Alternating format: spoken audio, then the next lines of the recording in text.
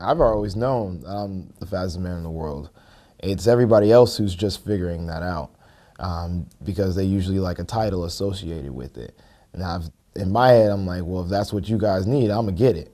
I'm going to get the proof.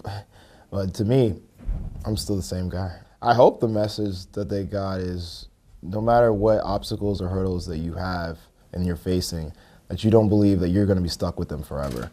That shouldn't diminish what you believe to be accomplished as you go on through life.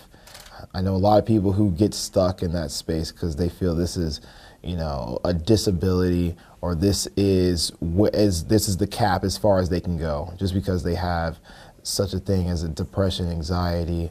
Maybe they're amputee, maybe they deal with being on the spectrum. That shouldn't matter. Your goals should not be limited to the situation that you're in, because you can always shoot for more.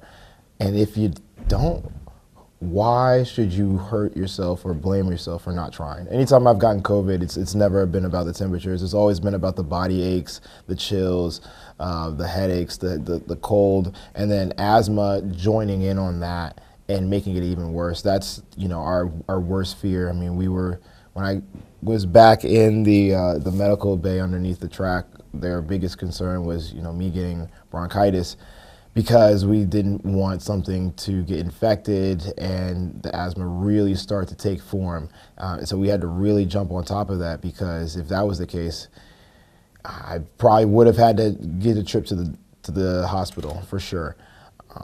And of course, no, this is not how I envisioned my Paris Olympics, but I'm just as proud of myself as I would have been if I obtained 3 gold medals.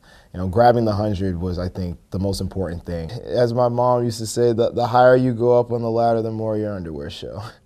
So regardless, people are going to have opinions. And to be honest, they've never met me, so they wouldn't know. But everybody who's ever met me comes away saying, oh my gosh, I feel so inspired. That was the coolest guy I've ever met. I think the thing that I'm the most proud of for him is that he has a teachable heart.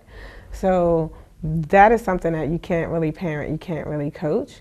So if I say something to him, I'm like, Noah, I think you might want to consider X, Y, and Z, then he'll actually sit down and listen.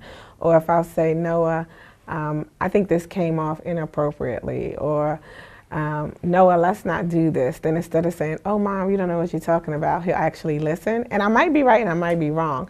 But the fact that he actually listens to myself and his pops is what makes the difference. And I really appreciate the fact that he'll even send a text message after we have the uncomfortable conversations. And he'll say something like, thank you for telling me the things that I didn't want to hear. Thank you for being honest with me. Thank you for being part of my family. Because those show emotional maturity. So yeah, this is all great and the medals and everything, but it's those moments that I'm the most proud of him for.